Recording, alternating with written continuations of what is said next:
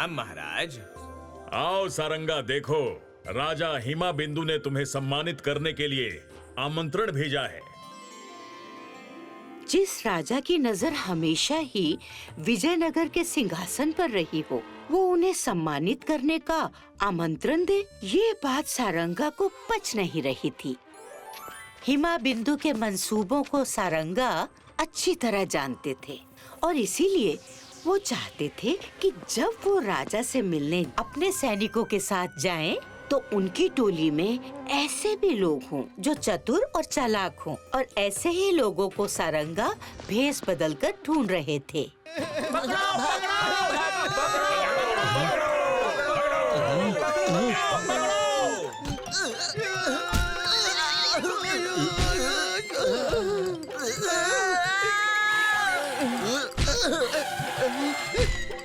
पकड़ो पकड़ो।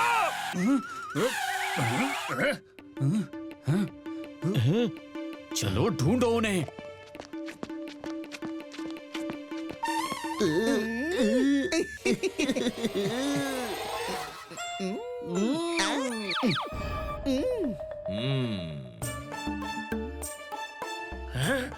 वो अंदर तो नहीं गए होंगे? चुंगी, वो आ गए। अंदर चोर नहीं, कुकुर है, कुकुर।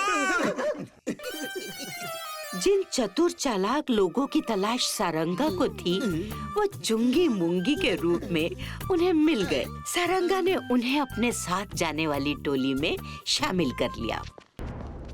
इस समय राजा हिमाबिंदु का शिविर विजयनगर की सीमाओं के पास ही था, लेकिन उनका विजयनगर को जीतने का कोई भी षड्यंत्र सारंगा की चतुराई के सामने टिक नहीं पाता था। सारंगा के सामने न हमारी राजनीति चलती है, न कूटनीति। बस कुछ पल और महाराज, सारंगा ने हमारा आमंत्रण स्वीकार किया है। हम उसे ऐसा प्रलोभन देंगे कि वो मना नहीं कर पाएगा।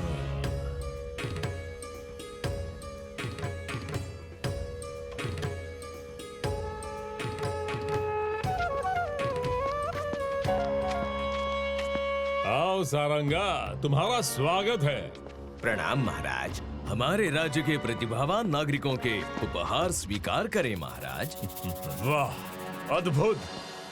हम भी तुम्हारा सम्मान करना चाहते हैं सारंगा। अंदर आ जाओ। आइए सारंगा, आइए। ये रहा आपका उपहार।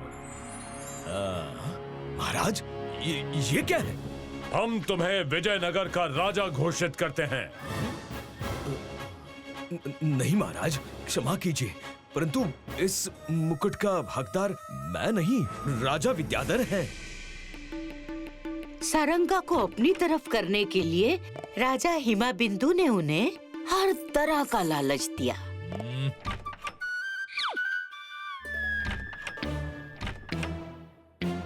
ये लो सारंगा। नहीं महाराज।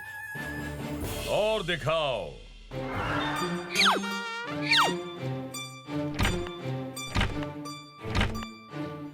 इतनी अकूट संपत्ति देखकर भी सारंगा अपने महाराज से गद्दारी करने को राजी नहीं हुए। गुस्से में आकर महाराज ने अपने सैनिकों को आदेश दे दिया, डाल दो इसे लोहे की सलाखों के पीछे। अपने मंत्री की ये हालत देख सभी समझ गए कि वो बड़ी मुसीबत में फंस चुके हैं, जिससे बचने का एक ही उपाय था। सुना है महारानी को हर तरह की शॉल जमा करने का शौक है। अगर हम उन्हें भेंट में शॉल देकर खुश कर दें, तो बदले में मंत्री जी को छोड़ने का अनुरोध कर सकते हैं। हाँ, तो शॉल देकर छुड़वा देते हैं मंत्री जी को। शॉल ही तो नहीं है, एक ही थी, वो महाराज को उपहार में दे दी। यहाँ जब तक बहस चली, तब तक तो चुंगी मुंगी अपने काम में लग चुके थे।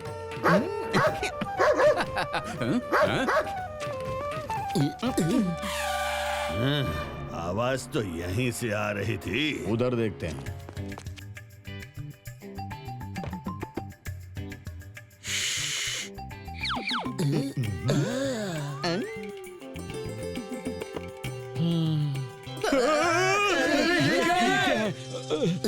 जैसा सोचा था वही हुआ।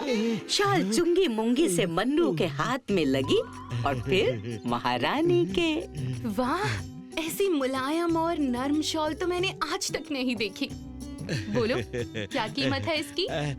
मन्नू ने शॉल के बदले अपने मंत्री की रिहाई मांग ली। हाँ, अच्छा ठीक है। रात को जब राजा महारानी के हाथों का स्वादिष्ट भोजन कर चुके थे, तभी मैं क्या कह रही हूँ, उन्हें छोड़ दो ना। कल बात करते हैं। सुनो तो, उन्हें छोड़ ही देते हैं। अच्छा ठीक है।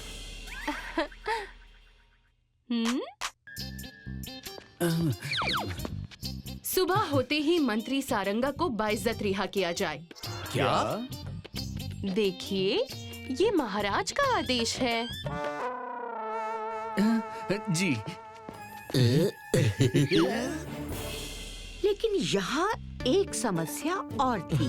उन्हें सुबह होने से पहले ही यहाँ से निकल लेना था, क्योंकि सुबह होते ही उनका ये राज खुल जाता कि जिस शॉल को देकर उन्होंने सारंगा को छुड़वाया है, वो शॉल तो महाराज के उपहार की थी।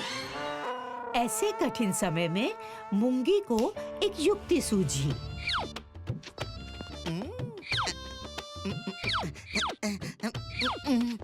उसने रात को दिन बना दिया।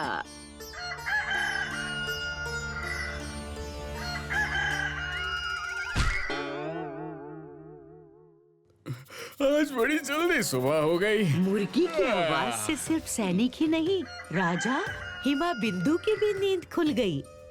सुबह होकर मुर्गे ने बांग भी दे दी। अब तो मंत्री जी को छोड़िए। हाँ हाँ, ठीक है ठीक है।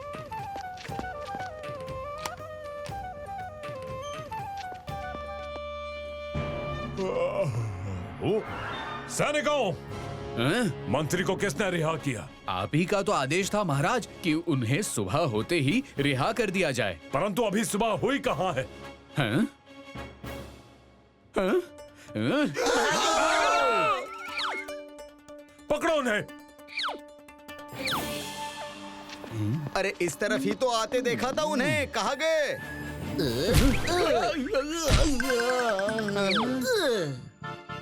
जल्दी से ढूंढो उन्हें, कहीं भागने न पाए।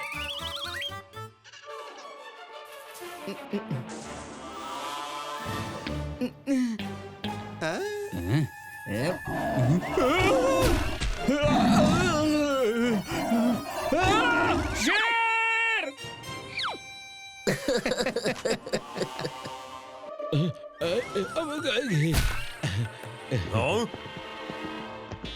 अरे भागो, राजा आ गया। पकड़ो उन्हें।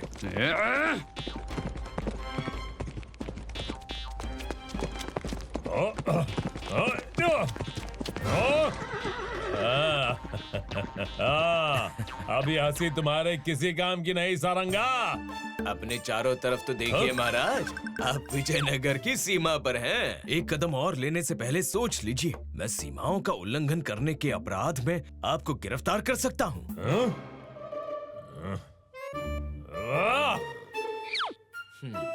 और इस तरह से सारंगा और चुंगी मुंगी ने राजा का षड्यंत्र विफल किया। If you like this video, subscribe to our channel Murthy Media.